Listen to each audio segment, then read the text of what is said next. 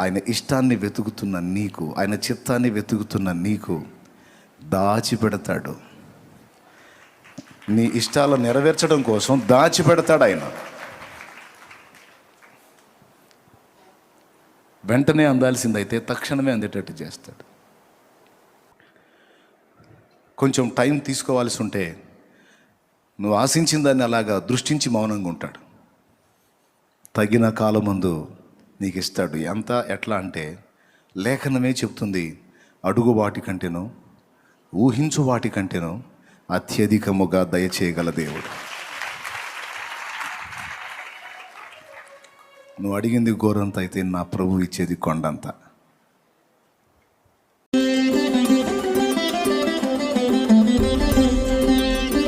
మన హృదయంలో దొర్లే ప్రతి ఆలోచనను ఆయన సీరియస్గా పట్టించుకుంటాడు. ఆయన పనే అది, రెండో పని లేదు. ఒకవేళ వేరే పనులు ఎన్ని పనులు ఉన్నా సరే నీ మీద ఎప్పుడు దృష్టి అలా పెట్టే ఉంటాడు. నీ ఆలోచనలని, నీ తలంపుల్ని, నీ ఆశల్ని, నీ ఇష్టాలని గమనిస్తూ ఉంటాడు, నవ్వుకుంటూ ఉంటాడు. తగిన కాలం మంది ఒకటొకటి మొత్తం నీకు ఇస్తాడు.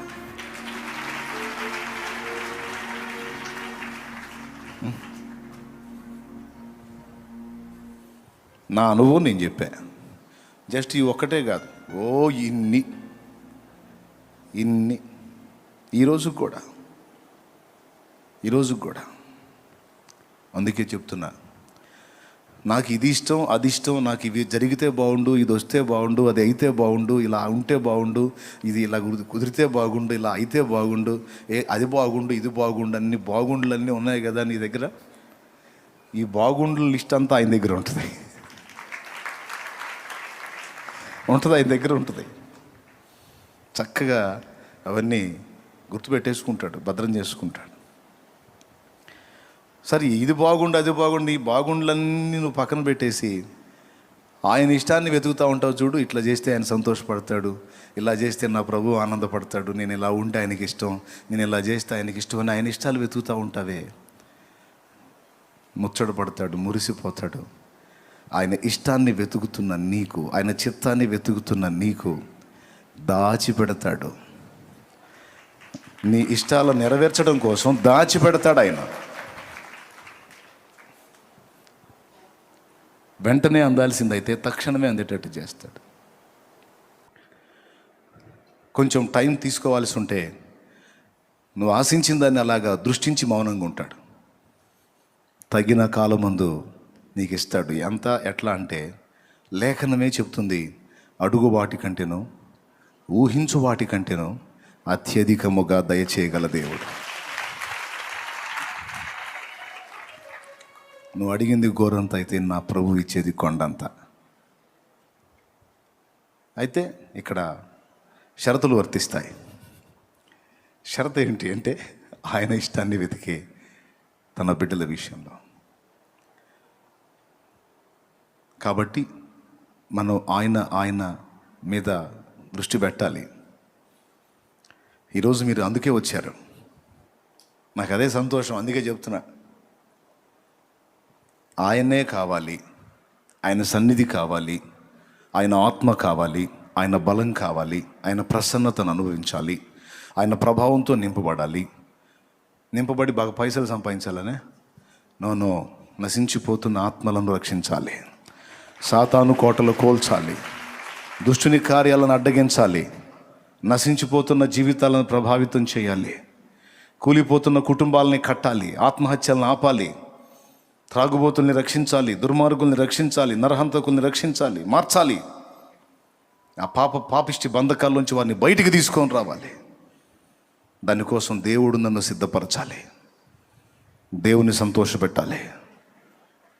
నేను క్రమంగా నడుచుకోవాలి, అక్రమంగా నడుచుకున్న వారిని అనేకుల్ని సరిచేసి సక్రమమైన దారిలోకి నేను తేవాలి.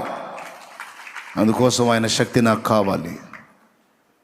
గతంలో శక్తి పొందుకున్నాను, కొంతవరకు ప్రయాణం సాగింది, మళ్ళా నాకు అదనపు శక్తి కావాలి. మీకు తెలీదు, ఎప్పటికప్పుడు ఈ స్పర్శ కలిగి ఉండి దేవుని దగ్గర శక్తి పొందుకుంటూ ఉండాలి మనం. వాక్యం ఇలా చెప్తుంది, చూడండి వాక్యం ఏం చెబుతుంది. లూకాసు వార్త 4 తీసుకోండి ఒక్కసారి. 13వ వచనం, అపవాది ప్రతి శోధనను ముగించి కొంతకాలము ఆయనను విడిచిపోయెను. గమనించాలి, పూర్తిగా వదిలిపోయెను, పూర్తిగా విడిచిపోయినని కాదు, కొంతకాలము. జీవితాంతం నీకు వదిలిపోయినల్లా కొంతకాలము ఆయనను విడిచిపోయెను అంటే దాని అర్థం ఏంటి? ప్రభువుని శోధించడానికి వాడు మళ్ళా ఆయనను దర్శించాడు.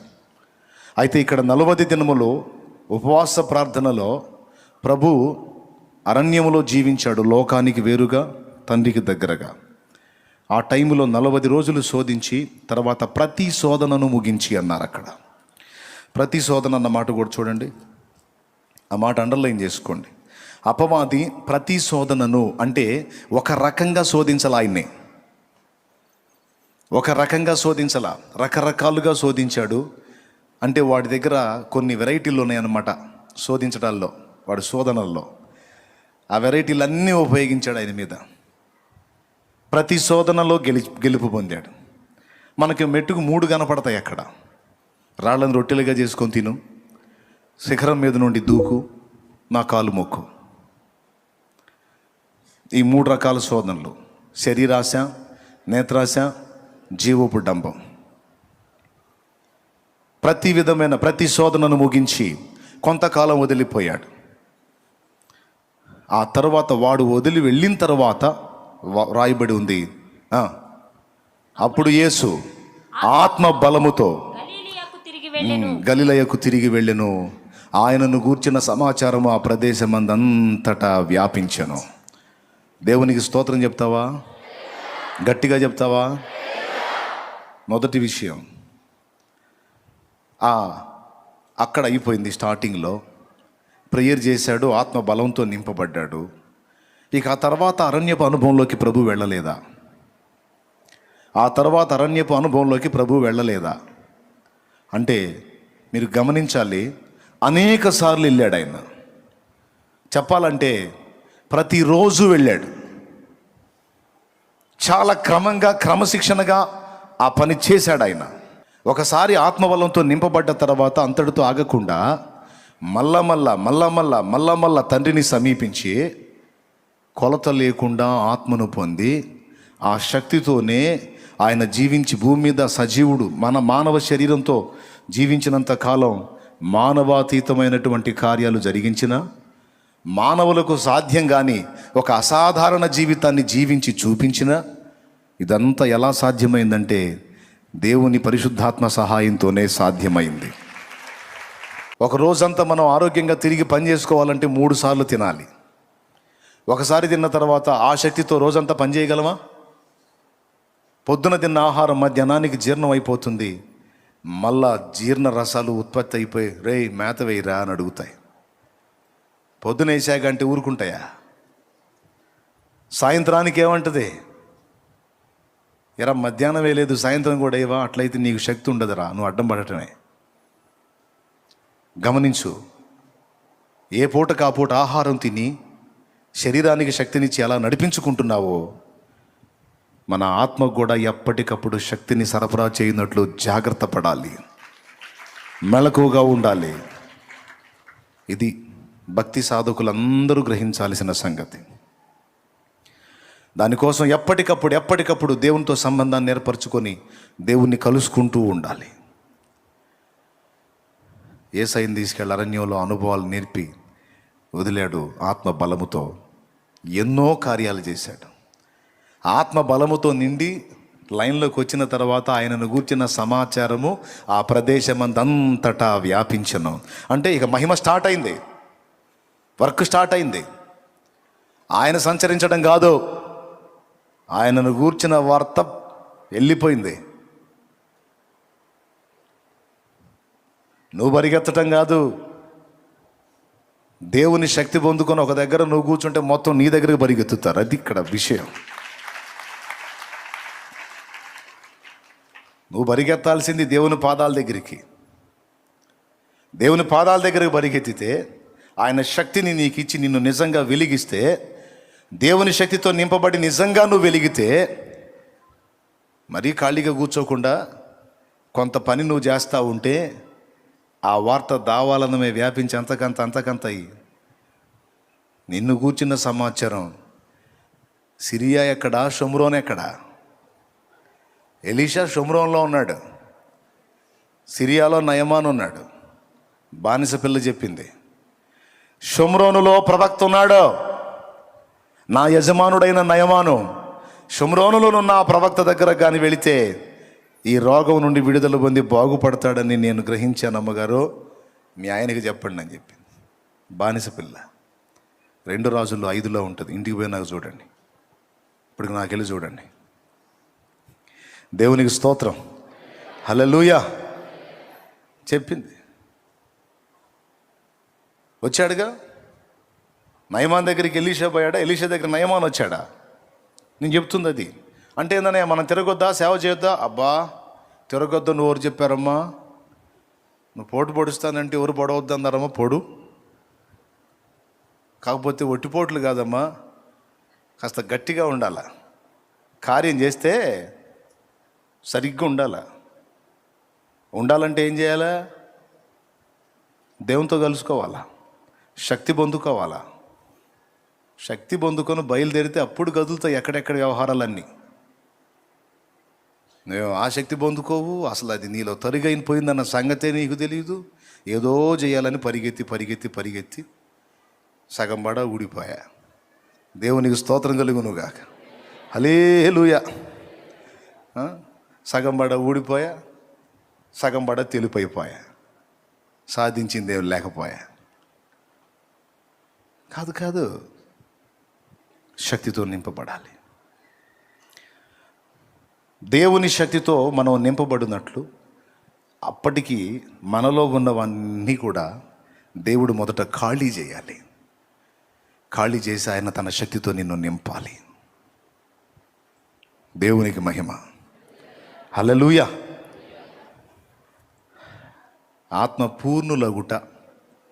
ఆత్మపూర్ణులగుట అనే మాటకి ఓ దైవజనుడు చక్కని ఉదాహరణ చెప్పాడు పెద్ద ఆయన. అలా అద్భుతమైన ఎగ్జాంపుల్. ఒకరోజు ఆత్మపూర్ణులగుట, దేవుడు మనల్ని నింపాలని ఈరోజు ఇక్కడ కూర్చోబెట్టాడు ఆయన శక్తితో, ఆయన ప్రభావంతో. నింపడానికి ముందు కొన్ని ఖాళీ కావాలని మనలో ఎదురు చూస్తాడు ఆయన. మనం ఏం చేస్తామంటే ఎక్కడ సరికా ఎక్కడదక్కడే కలిగి ఉండి శుద్ధీకరణ జరగాల్సిన వాటన్నిటినీ జరగనీయకుండా నింపు ప్రభువా అని రోజు అలవాటుగా పొద్దున్నే ఒక ప్రార్థన చేస్తాం. నీ పరిశుద్ధాత్మ నింపు ప్రభువా, నీకు స్తోత్రం అని అన్ని అంశాలతో పాటు అదొక అంశంగా చేసి లేచి వెళ్ళిపోతాం. ఈ గ్లాసులో మీకు ఏం కనపడుతుంది? సరిగ్గా చెప్పండి. ఎంతవరకు ఉన్నాయి నీళ్ళు? దాదాపు ఇది 5 భాగాలు అయితే 4 భాగాలు నీళ్ళే ఉన్నాయి, లేదా 4 భాగాలు అయితే 3 భాగాలు ఉన్నాయి, ఒక భాగం ఖాళీ ఉంది. అవునా? ఇట్లాగా మనం ఆల్రెడీ సరుకుని, రకరకాల సరుకుని నింపేసుకొని, మరీ కొంతమంది అయితే కాస్త నీళ్ళు పోయినాయన గ్లాసులో పోసి. Thank you.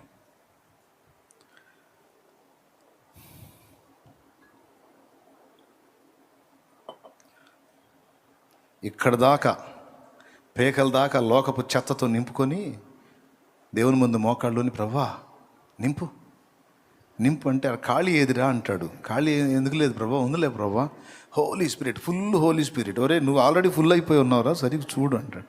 లేదు ప్రభా, ఫుల్గా నింపు ప్రభా నీస్తూ. వేరే విషయాలతో చాలా నిండిపోయావరా, ఖాళీ ఎవరా? లేదు ప్రభా ఖాళీ ఉంది, నీకు ఖాళీగానే ఉంటే నింపు ప్రభా. సున్నితమైన విషయం అండి ఇది, తేలిక అనుకోవాకండి, సున్నితమైన విషయం. దీనికి ఒక ఎగ్జాంపుల్ ఏం చెప్పాడంటే, ఒక పెద్ద ఆయన రోజు ఒక ఆయన తన దగ్గరకు వచ్చి, మా ఇంట్లో నిన్న ప్రార్థన కూటం జరిగిందండి, 15 మంది వచ్చారు, ఇల్లు మొత్తం ఫుల్ అయిపోయింది అన్నాడంట. ఓ దేవునికి స్తోత్రం. మరుసటి వారు మళ్ళా కలిసి, నిన్న మా ఇంట్లో ప్రార్థన జరిగిందండి, 25 మంది వచ్చారు, ఇల్లు ఫుల్ అయిపోయింది అన్నాడంట. మీకేమైనా అర్థమైందా? ఇప్పుడు 15 మంది వచ్చారు అన్నప్పుడు ఇల్లు ఫుల్ అయింది అన్నాడు. మళ్ళీ 25 మంది ఎట్టబట్టారు? సరే వదిలే. 3వ వారం కలిసి, నిన్న మా ఇంట్లో 35 మంది వచ్చారండి, ఇల్లు ఫుల్ అయిపోయింది, భలే ప్రార్థన జరిగిందన్న. ఏందిరా 15, 25, 35 అని మీ ఇల్లు ఏమైనా రబ్బర్ లాగా సాగుతుందా ఏంది? మీ ఇల్లు ఏమైనా రబ్బర్ లాగా సాగిపోతా ఉందా ఏంది మనుషులు వచ్చే కొద్దీ అని అడిగితే, దాందే ఉంది సాధ్యమే అన్నాడు. ఎట్లా సాధ్యం? మొదటిసారి 15 మంది వచ్చినప్పుడు ఇల్లు ఫుల్ అయిందన్నాను, నిజమే. 15 మంది మనుషులతోనూ ఇతర సామాగ్రితోనూ నింపబడి ఉన్నందున మా ఇల్లు ఫుల్గానే ఉంది. మరుసటి వారం 25 మంది వచ్చినప్పుడు ఇంట్లో ఉన్నటువంటి మంచాలు, పరుపులు, వస్త్రాల మూటలు, కొంతమంది మూలలో పేరుస్తూ ఉంటారు సరుకు, ఎక్కడెక్కడ చెత్త అంతా ఒక పక్కన కుప్పేస్తూ ఉంటారు ఇళ్లల్లో. ఒళ్ళు బరువు స్త్రీలు, మిమ్మల్ని కాదులే, శుభ్రం చేసుకోరు, పేరుస్తూ ఉంటారు అన్నమాట ఏడ సరుకు ఆడ. ఇట్లాంటివన్నీ బయటేసేసాం. అప్పుడు లోపల పెద్ద గదంతా ఖాళీ అయిపోయి 25 మంది పట్టారు. ఇప్పుడు ఇందులో జనం ఉన్నారు, బయట సరుకు ఉంది. ఇల్లు ఫుల్ అయిందా లేదా? ఫస్ట్ 15 మందే ఉన్నారు, ఎక్కడ సామాను అక్కడే ఉంది. ఫుల్ అయిందా లేదా? దేవునికి మహిమ. ఇక మూడో వారం ఆ గదిలో తీసాం, ముందే తీసాం కదా 25 మందికి. ఈ పంచలో కూడా తీసి ఓపెన్ మెల్లాలో పెట్టాం. ఆ మిగిలిన ఆ గ్యాప్లో మిగిలిన వాళ్ళు పట్టారు. ఇప్పుడు ఇల్లు మొత్తం వ్యక్తులతో నిండిపోయారు, సామాగ్రి మొత్తం బయటికి వెళ్ళిపోయింది. ఇప్పుడు ఇల్లు ఫుల్ అయిందా లేదా?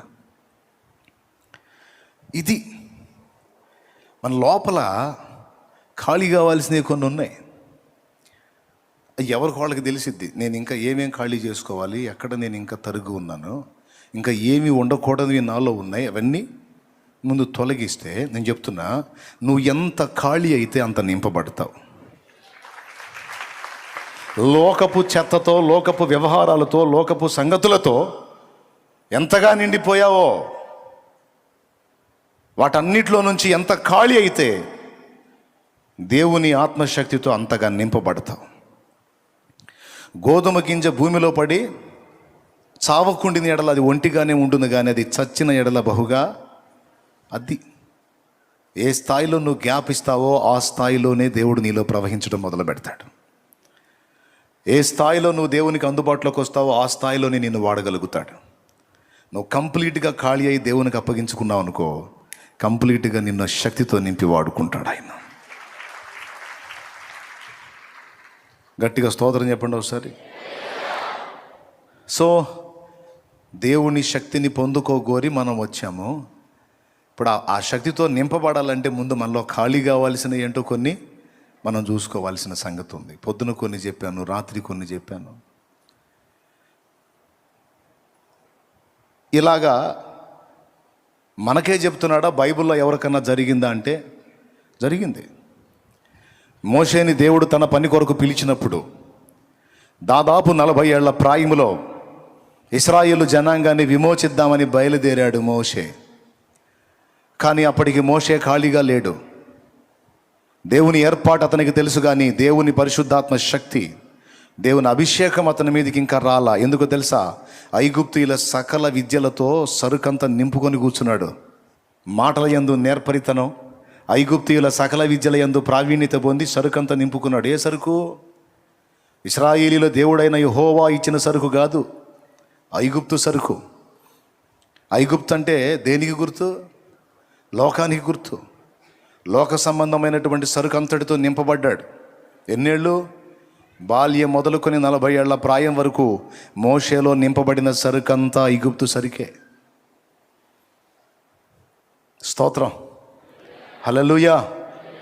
ఆ చివరాఖర్లో తన జన్మ కారణం ఏంటో, తన ఎవరి సంతానమో ఎరిగి వాళ్ళని బానిస శృంఖలాల్లోంచి బయటికి తీసుకొని రావాలనే బాధ్యత తన భుజాల మీద దేవుడు ఉంచాడని ఎరిగి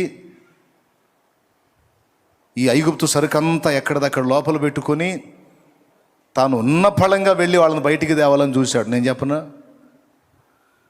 ఆ పని మోషేను చేయనీలా దేవుడు. ఒకవేళ అలాగున మోషే ఆ పనికి వెళ్ళినట్టయితే నేను చెప్పనా, ఐగుప్తులోంచి ఇశ్రాయేలీని బయటికి తేవటం కాదు, మొత్తాన్ని నాశనం చేసి ఆడబెట్టేవాడు.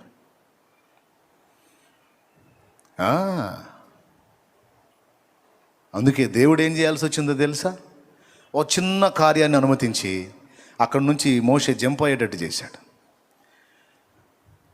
పక్కకి తీసుకెళ్ళాడు మోషేని. ఎక్కడికి తీసుకెళ్ళాడంటే అరణ్యపు అనుభవంలోకి తీసుకెళ్ళాడు. 40 ఏళ్ళు 40 ఏళ్ళు నింపబడ్డ సరుకుని మోషేలో ఖాళీ చేయడానికి మరో 40 ఏళ్ళ టైం తీసుకోవాల్సి వచ్చింది దేవుడు. దేవునికి మహిమ కలుగును గాక. కష్టపడి 40 ఏళ్ళు సరుకు నింపుకుంటే, లోకపు సరుకు 40 ఏళ్ళు ఒట్టిగా ఉంచి అదంతా పోయేటట్టు టైం తీసుకొని 80 ఏళ్ళకి ఇక మోషే ఒక నిశ్చయతకు వచ్చేసాడు. ఇక మన దగ్గర ఏం లేదు. ఐగుప్తీయుల సకల విద్యలలో మాంత్రిక విద్య ఒకటి. మంత్రగాడికి మాట చాలా అవసరం, మంత్రప్రయోగానికి ఉచ్చారణ చాలా అవసరం. ఇప్పుడు ఉచ్చారణ చేయటానికి పళ్ళు కూడా కదిలిపోయిన పరిస్థితి అనుకుంటాను నాకు తెలిసి. అందుకే నోటి మాంద్యం గలవాడిని అన్నాడు. కంటి చూపు తగ్గలేదు, కాలి సత్తువ తగ్గలేదని 2 సంగతులే చెప్పాడు మోషేకి.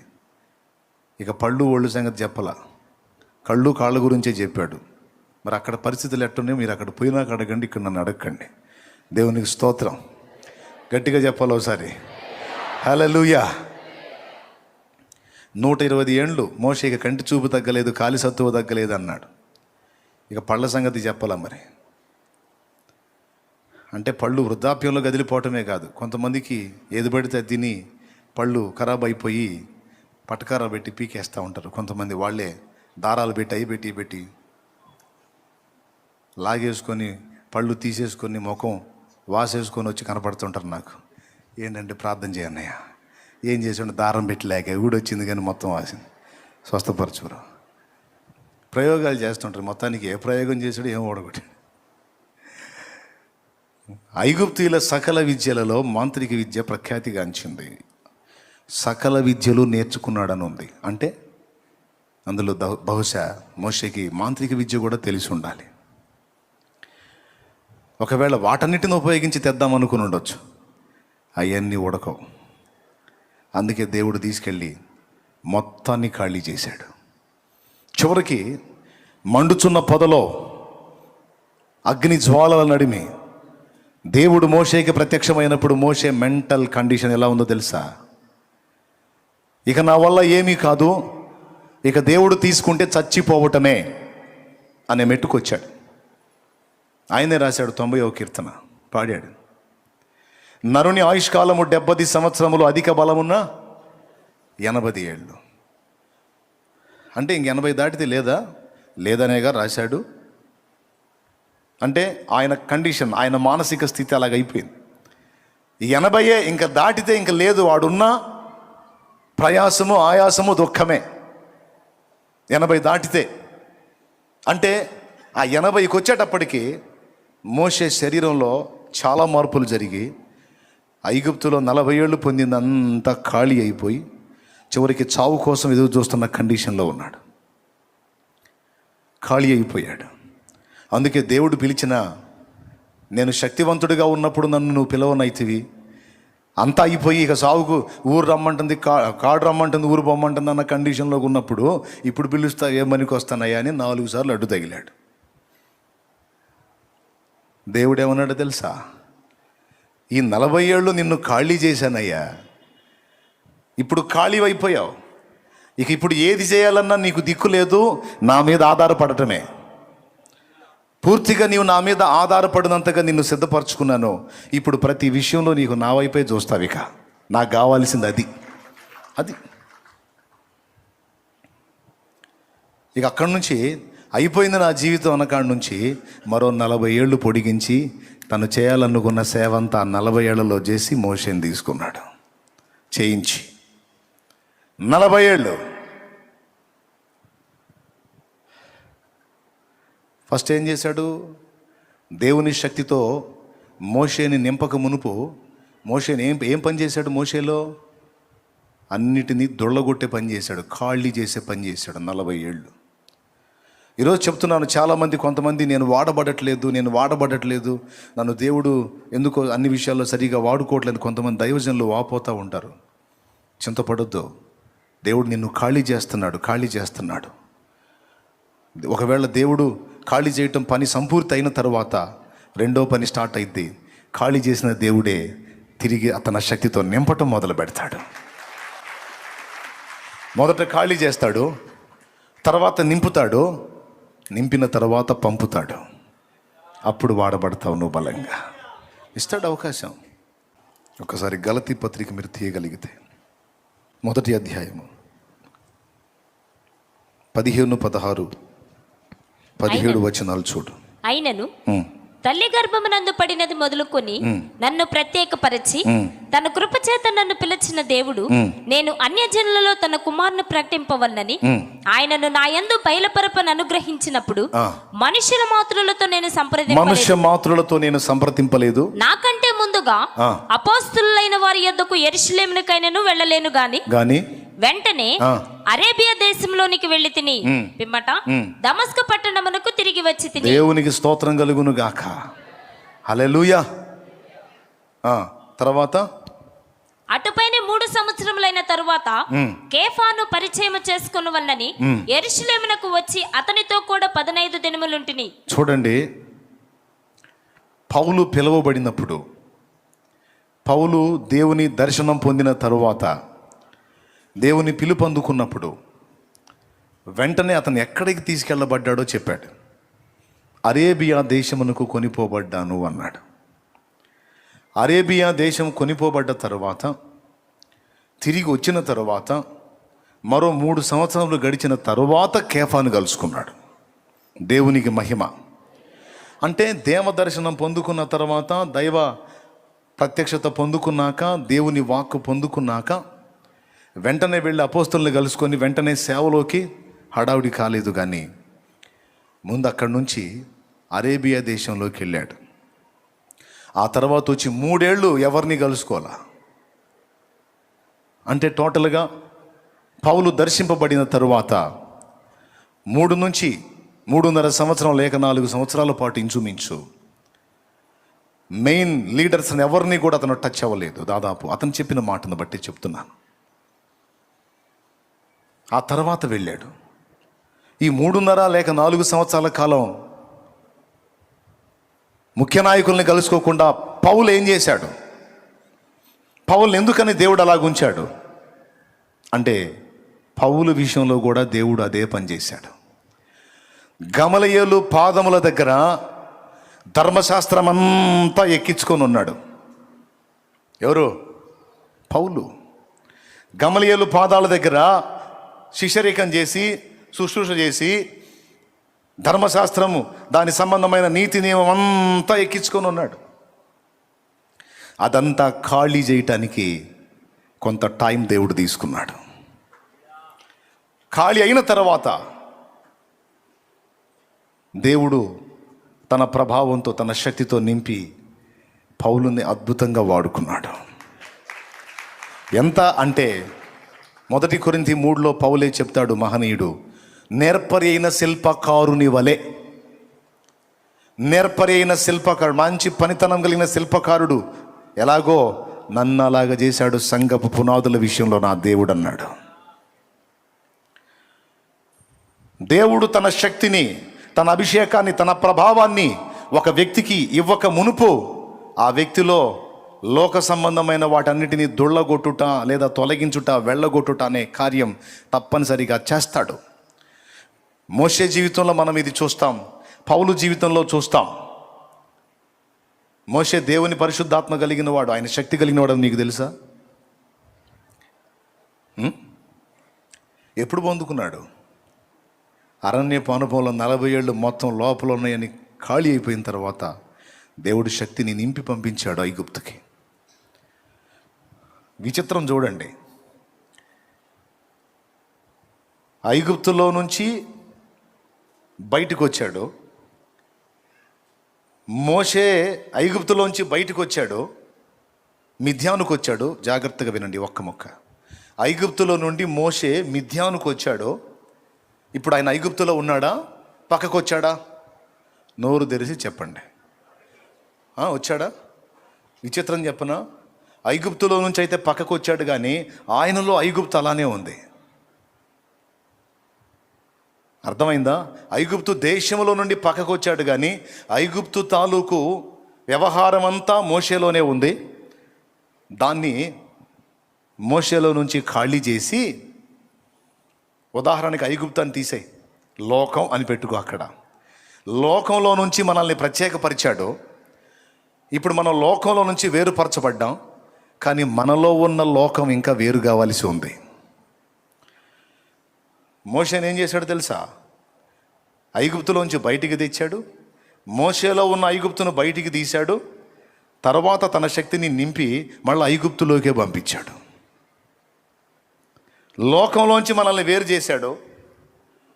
మనలో ఉన్న లోకాన్ని తొలగిస్తాడు. మనలో తన ఆత్మశక్తిని నింపుతాడు, తన వాక్కును నింపుతాడు. నింపి మళ్ళీ మనల్ని లోకంలోకి పంపిస్తాడు. అది దేవుని పద్ధతి. కొంతమంది ఏం చేస్తారు? ఇది గుర్తించకుండా, అసలు ఇది పట్టించుకోకుండా, అందులోంచి పక్కకు వచ్చాను కదా అని ఇంకా దేవుని శక్తితో నింపబడకుండా, లోపల ఖాళీ కాకుండా, కొంత ఇది కొంత అది రెండు కలిగి ఉండి పోయి లోకాన్ని ఉద్ధరించడానికి బయలుదేరతారు. దానికి దేవుడు చెప్పాడు, మీరు యెరూషలేము నుండి వెళ్ళక, అపోస్తల కార్యములో 1వ అధ్యాయం 4-5 వచనాలు. మీరు యెరూషలేము నుండి వెళ్ళక నా వలన వినిన తండ్రి యొక్క వాగ్దానము కొరకు కనిపెట్టండి. చూసారా? మీరు యెరూషలేము నుంచి వెళ్ళొద్దు. గమనించాలి, మీరు యెరూషలేము నుండి వెళ్ళొద్దు. వెళ్ళకేం చేయాలి? నా వలన మీరు విన్న తండ్రి యొక్క వాగ్దానము కొరకు కనిపెట్టుడి. తర్వాత యోహాను నీళ్లతో బాప్తిస్మం ఇచ్చెను గాని కొద్ది దినముల్లోగా మీరు పరిశుద్ధాత్మలో బాప్తిస్మము పొందెదరనెను. దేవునికి మహిమ. ఎన్ని రోజులు కనిపెట్టారు? ఒకసారి చెప్పాలి నాకు. వారు ఎన్ని రోజులు కనిపెట్టారు మేడగది మీద? 40వ రోజు ప్రభు ఆరోహణమై వెళితే ఆ రోజు మొదలుకొని పెంతెకోస్తు పండుగ అంటే 50వ రోజు వరకు, అంటే 10 రోజులు కనిపెట్టారు. ఎన్ని రోజులు? 10 రోజులు. 10 రోజులు వాళ్ళు దేవునికి అందుబాటులో ఉన్నారు.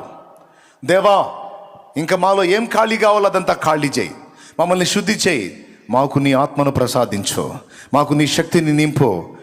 నువ్వు శక్తిని ఇవ్వకపోతే లోకంలోకి వెళ్ళి నీ నామాన్ని మయంపరచలేం అని కూర్చున్నారు. కూర్చున్నప్పుడు 10వ రోజు ఏం జరిగింది? అగ్ని నాలుకల వలె విభాగింపబడి వారందరి మీద ఉరాలాడు. ఒక మాట చెప్పండి, యేసు ప్రభు మీదికి పరిశుద్ధాత్మ వచ్చినప్పుడు ఎలా వచ్చాడు?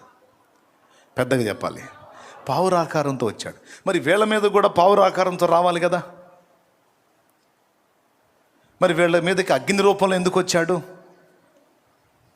అగ్ని 2 కార్యములు జరిగిస్తుంది, గుర్తుపెట్టుకోండి. అగ్ని 2 కార్యాలు.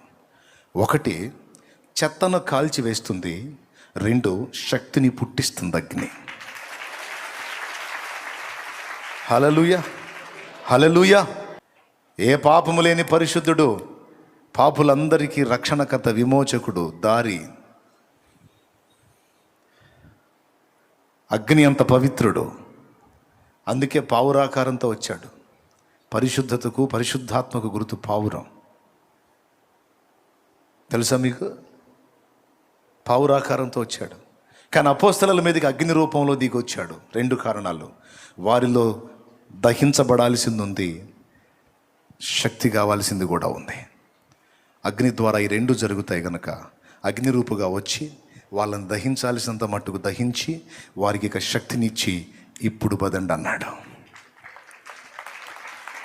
గట్టిగా దేవుని మహిమపరచు. ప్రభువుకే మహిమ, ప్రభువుకే మహిమ. హల్లెలూయా, హల్లెలూయా, హల్లెలూయా. అది ఇప్పుడు నేను మొదట తీసుకున్న మాటలన్నిటికీ ఇక్కడ ఒక ముగింపు. దీన్ని బట్టి ఏమర్థమవుతుంది? దేవుడు 2 పనులు మనలో జరిగించాలి. కాల్చివేయాల్సిన వాటిని కాల్చివేయాలి, కలిగించాల్సిన శక్తిని ఆయనే కలిగించాలి. మనకు అగ్నిలో బాప్తిస్మం ఇవ్వాలి, ఆత్మబలంతో నింపాలి. ఇవి జరగాలి. పట్టుకోవాల్సిన పాదాలు పట్టుకోకుండా, పొందాల్సిన విధంగా శక్తి పొంది విజృంభించకుండా అది నిర్లక్ష్యం చేసి నువ్వు ఎంత పరిగెత్తి ఏం సాధిస్తావు? ఏం చేయగలిగావు? ఎంత మాత్రం సాధించావు చెప్పు నాకు.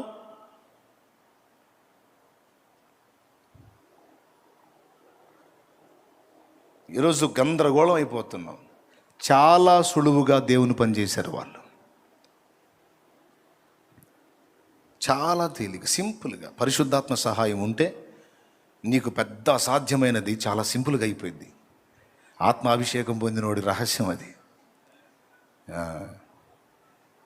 అది ఈటెలు, కత్తులు, డాళ్ళు, బళ్ళాలు, బరిసెలు తీసుకొని ఇశ్రాయేలుకు జై, ఇశ్రాయేలుకు జై అని 40 రోజుల నుంచి మొత్తుకుంటున్నారు. ఒట్టి జైలే. యుద్ధం చేసింది లేదు, గెలిచింది లేదు. ఏమేం తీసుకొని ఉన్నారు?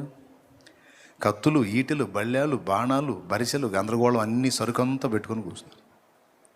ఎవరు తక్కువ వాళ్ళు కాదు, వాళ్ళు ఎవ్వరు వలగాల. ఆత్మశక్తితో నింపబడ్డాడు. జస్ట్ అందరి గాలి ఒక్క దెబ్బకి నిలువున తీశాడు. నాకు తెలిసి ఫిలిస్తీయులకు అవమానం ఏమో కానీ ఆ ఇశ్రాయేలు సైన్యం గాలి, సౌలు గాలి మొత్తం తుస్సుమని పోయింది దావీదు చేసిన పనికి.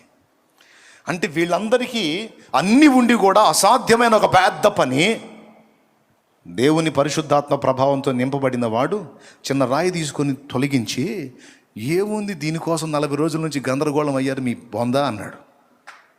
దేవునికి స్తోత్రం కలుగును. అది అది ఎట్లా సాధ్యం అవుతుందన్నా నీకు అని ఇంకా కాస్త గీరినా సరే నీకు సమాధానం రాదు. ఎట్లా సాధ్యం అన్నా నీకు, ఎట్లా సాధ్యం అన్నా అంటే నాకు సాధ్యం నేను చెప్పానా? ఆయన సాధ్యం అంతా ఆయన వల్లనే అయింది, ఆయన శక్తి వల్లనే అయింది, ఆయన బలం వల్లనే అయింది. అందుకే నేర్చుకోమని చెబుతున్నాను. అట్లా కాకుండా ఇంకెవడేం ట్రిక్కులు చేస్తున్నాడు, ఎవడేం ప్లే చేస్తున్నాడు, ఎవడేం గ్యాంబ్లింగ్లు చేస్తున్నాడు, మనం కూడా ఈ రూట్లో పోతే ఏమన్నా కాస్త వర్కౌట్ అయిద్దా, కాస్త లైన్ అవుతాం. ఈ దిక్కుమాల ఆలోచనలు తీసి దెబ్బలో కొట్టి కాస్త ఒరిజినల్గా దేవుని శక్తి పొందుకొని, ఒరిజినల్గా తైలం పొందుకొని ఫలించడానికి ప్రయత్నం చేయండి అని పిలుపునిస్తున్నాడు దేవుడు. చెవులు గలవాడు ఆత్మస్వరం వినుగాక. హల్లెలూయా.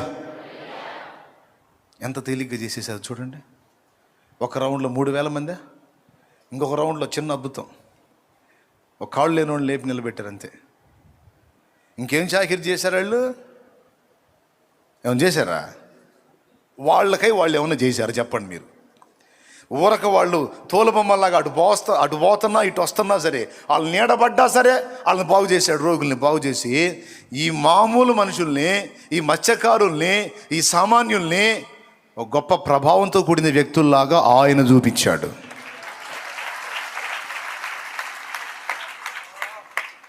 ఆయన చూపించాడు. చూపిస్తే అప్పటిదాకా అసలు ఎవరు పట్టించుకోలేదు. ఆ తర్వాత వీళ్ళు పోతుంటే పేతురు గారు ఇదిగో మిమ్మల్ని ఆపమండి, మీ దారిని మీరు పోండి, అసలు మిమ్మల్ని ఆపం మేము, జస్ట్ మీ నీడ పడితే చాలండి, రోడ్డు పక్కన మంచాలు వేసుకుంటామండి. ఏంట్రా బాబు మీరు సరిపోండి, ఎట్లా కానీ సరే ఏంది యోహాన్ ఏ సంగతి అట్లా జరిగిందా? ఈ నీడ తగిలితే వాళ్ళు వేసి కూర్చుంటున్నాడు. దేవునికి స్తోత్రం కలుగును గాక. హల్లెలూయా. ఒక ఉజ్జీవం, ఒక విస్ఫోటనం, ఒక ప్రభావం, ప్రభంజనం, ఒరిజినల్ శక్తి. తోలు బొమ్మలే వాళ్ళు. దానికోసం ఎంత చాకిరి చేశారు నాకు చెప్పండి మీరు. ఈరోజు ఒక మీటింగ్ పెట్టాలంటే మనకి ఎన్ని కుస్తీలు? స్టేజీ కట్టాలా, లైటింగ్ పెట్టాలా, మైకులు కట్టాలా, స్పీకర్లు పెట్టాలా, లక్షలు తేవాలా, ఎన్ని 100,000 లక్షలు కావాలా, మళ్ళా మరి పబ్లిసిటీ కావాలా, అయ్యగారిది పెద్ద ఫోటో వేయాలా, స్థానిక పాస్టర్ వరద బాధితులాగా చిన్న ఫోటో వేసుకోవాలా. దేవునికి స్తోత్రం కలుగునుగా. హల్లెలూయా. మరి అంతే కదా. అంత హడావుడి గందరగోళం చేయాలా? ఇంతసేటు చేసి ఇంత గందరగోళం చేసి 3 రోజులు గోలగోలు చేస్తే ఎంతమంది కదిలించబడ్డారబ్బాయి అంటే అది వేళ్ల మీద లెక్కేయచ్చు. వాళ్ళకి మైక్ గొట్టాలు లేవు, స్పీకర్ బాక్సులు లేవు, బ్రాండెడ్ స్పీకర్లు లేవు, ఏమండి ఫారెన్ స్పీకర్లు లేవు, లే. ఇప్పటికీ నాకు అర్థం కాదు, ఆ పేతురు మాట్లాడితే అన్ని వేల మందికి ఎట్టిన పడిందో నాకు అర్థం కావట్లా. ఎట్లని పడి ఉంటుంది అంటారు మీరు చెప్పండి ఒకసారి. ఏ సౌండ్ సిస్టమ్ లేకుండా 3,000 మంది ప్రజలకు వాక్యం అందించటం సాధ్యమా? ఎప్పుడు రాలేదా మీకు ఈ డౌట్? వచ్చిందా? ఏం సమాధానం వెతికారు దానికి? నేను చెప్పనా? పరిశుద్ధాత్మ అగ్నితోనూ మంచుతోనూ పావురంతోనూ రకరకాలుగా పోల్చబడ్డాడు. ఆ పోలికల్లో వాయువు, గాలి, అర్థమైందా? వాయువు తన దాసుడు నిలబడి మాట్లాడుతున్నప్పుడు ఒక పక్క తన దాసుని వాడుకుంటానే ఈ నోటి నుండి వెలువడేటువంటి మాటలు ఉన్నాయే, వాయువు ద్వారా వింటున్న వారి చెవుల్లోకి వెళ్ళేటట్టు చేశాడు ఆయన. పరిశుద్ధాత్మ కార్యమే అదంతా పరిశుద్ధాత్మ కార్యమే. నువ్వు కావాలంటే చూడు, గాలి వాళ్ళకి నిలబడి మాట్లాడు, సౌండ్ సిస్టమ్ లేకుండా అందరికి వెళ్ళిపోయింది మాటలు. ఏం విజయ్, పదా ట్రై చేయి. దేవునికి మహిమ.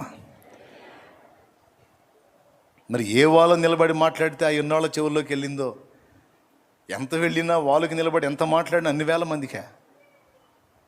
యేసయ్య మాట్లాడినప్పుడు అన్ని వేల మంది విన్నారు. ఏ స్పీకర్లో ఉన్నాయండి? ఏ సౌండ్ సిస్టమ్ ఉంది? ఈరోజు 100 మంది చర్చికి కాస్ట్లీ స్పీకర్లే లక్షలు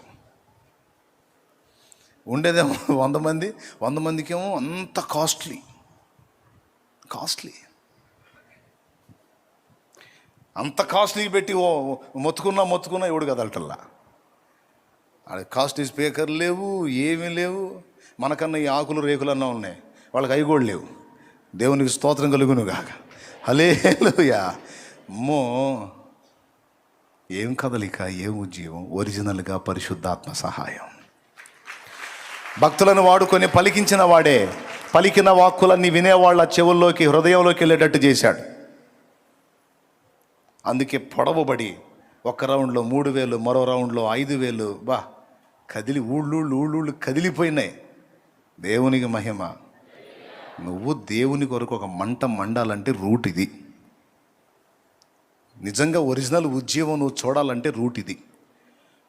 దేవుని బిడ్డలారా, దేవుని చిత్తం నెరవేర్చగోరే వారలారా, దేవుని కొరకు ఆసక్తి కలిగి ఉన్న వారలారా, దేవుని కొరకు ప్రభావంతో నేను వాడబడాలని ఆశిస్తున్న వారలారా,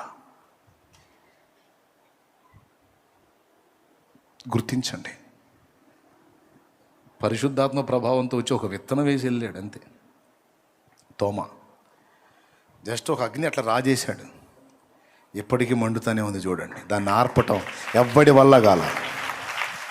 మతోన్మాద శక్తులు ఈరోజు కొత్త కాదు.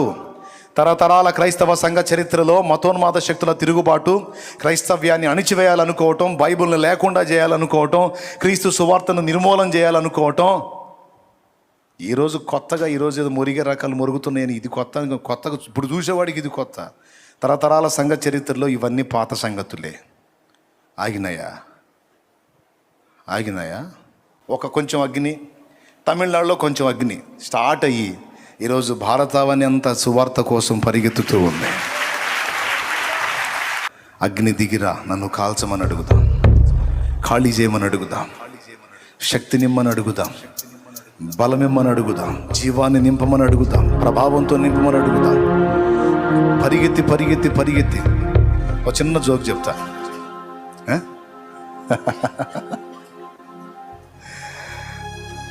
రాత్రంతా నడి సముద్రంలోకి వెళ్ళి వల్లేశారు కదా, ఒక్క చేప కూడా పడలా. ఎంత దారుణం అంటే అంత దారుణం. ఒక్క చేప కూడా. మరి కనీసం ఒకటన్నా పడిద్దిగా, ఒక్కడు కూడా పడలా. అవునా? నడి సముద్రంలోకి వెళ్ళి వేస్తే దేవుడు సహాయం చూడండి. యేసయ్య చెబితే అస్సలు ఉండటానికి అసంభవమైన ప్రదేశంలో కూడా నీ కోసం నువ్వు మొయ్యలేనని చేపలు ఉంటాయి. అది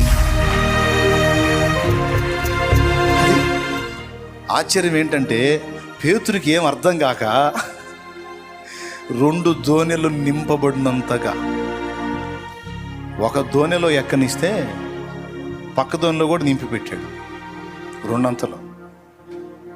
వెంటనే వెళ్ళి పేతురు ప్రభు ముందు మోకాళ్ళుని, ప్రభువా నన్ను విడిచిపో, నేను పాపాత్ముణ్ణి అన్నాడు. ప్రభు ఏమన్నాడో తెలుసా? ఇప్పటికైనా సిగ్గొచ్చింది, పనికి మాలోడా, సరే పో అనలా. నువ్వు పాపివా పరిశుద్ధుడు అన్న ప్రస్తావనే లేదు. రా, నిన్ను మనుషులను పట్టు జాదరిగా చేస్తాను. హల్లెలూయా, హల్లెలూయా. నేను చేస్తారా నాన్న నిన్ను? ఈ చేపలేం చూసావు, ఈ చేపలేం చూసావు, నీ చేత మనుషుల్ని పట్టిస్తాదా అన్నమాట నెరవేర్చాడు. చూడు, 2 రౌండ్లు 8,000 మంది ఆత్మల్ని పేతురికే కదా ఇచ్చాడు. ప్రభు శక్తి తోడై ఉంటే నువ్వు ఎంత పరిగెత్తినా సాధ్యం కాంది. నువ్వు కూర్చున్న దగ్గర కూర్చొని అయ్యా అంటే చాలు, మొత్తం అదే పరిగెత్తుకుంటా వచ్చింది నీ కాళ్ళ దగ్గర. యేసు నామములో హల్లెలూయా, హల్లెలూయా. దేవుని సంబంధమైనటువంటి శక్తితో నింపబడి దేవుని పాదాల దగ్గర పెనుగులాటం నేర్చుకుంటే అది దేవుని ఆత్మల సంబంధమైన విషయమే కాదు, నీ భౌతికమైనవైనా సరే సమస్తం కూడా పరిగెత్తుతాయి నీ దగ్గరికి. అవి యేసు నామములో ఇది గుర్తించి జాగ్రత్త పడి దేవుని దగ్గర అన్ని సరి చేసుకొని మళ్ళుకో దేవుని వైపు. కృప మనకు తోడై ఉండును గాక.